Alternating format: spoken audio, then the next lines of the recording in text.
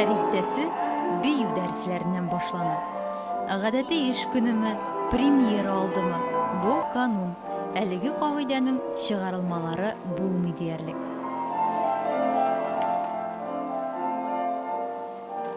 Премьера алдыннан дәресләр тагында катлаулана, җитдиләнә төшә. Моны яңа балет Алтын Урдада сәхнәгә чыгасы артистлардан да яхшырак аңлаучы юктыр. Biz хәзер бик көчле иттереп көч түгеп эшлибез. Һәр көнне безнең иртәдән кичкә кадәр диярлек көне буе театрда бөтенебездә. Балетмейстер белән эшләү бик кызык. Чөнки ниндидер аның дөньясына чумасың, аның ниндидер фикерләүләрен күреп алып, аңлап алып, үзең аша шуны эшкәртеп биюгә чыгарганда ничектер менә бу сине ничектер байыта кебек тә. Һәм инде музыка без күнеккән музыка кебек түгел.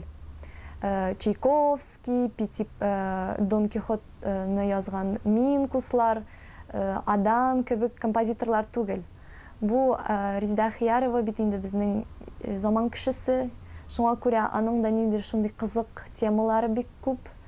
Кайдадыр аңлашылмаган, ләкин аннан соң бию белән тоташтыргач аңлашыла торган музыка әсәрләре дә бик күп. Шуңа күрә бу бик кызык эш.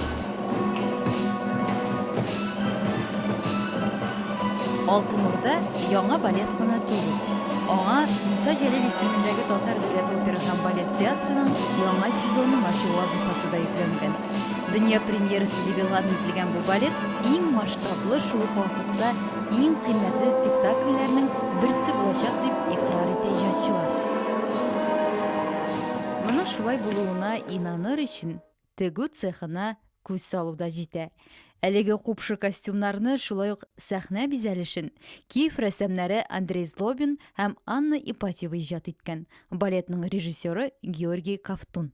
Мы сейчас выходим на сцену, новая декорация, декораций очень много, фантастическая декорация. Как все это распределить на сегодняшний день на сцене, здесь проблема. Понимаете, спектакль создается с нуля. Никогда ничего раньше не было. Не было ни либретто, не было ни музыки, не было ни идей, ничего, не было ни костюма, ни рисунка. И вот сейчас все это сходится, знаете, в одну реку впадают маленькие речки. А теперь из этой реки мы еще должны вплыть в океан. Вот если мы вплывем в океан, все получится. Вот как раз этот период времени мы подходим к океану. Әйе, премьерага кадәр санаулы көннәр калса да, эшләнәсе эшләр байтак әле. Композитор Резида Ахиярованың шагыйрь Ринат Харис белән берлектә иҗат иткән яңа балеты бер бөтен әсәр булып оеша алырмы? Дөнья тарихында зур урын тоткан Алтын Урда чоры ничек гәүдәләнер? Бу сорауларга җавапны 22-23 сентябрьдә премьера көннәрендә алырбыз.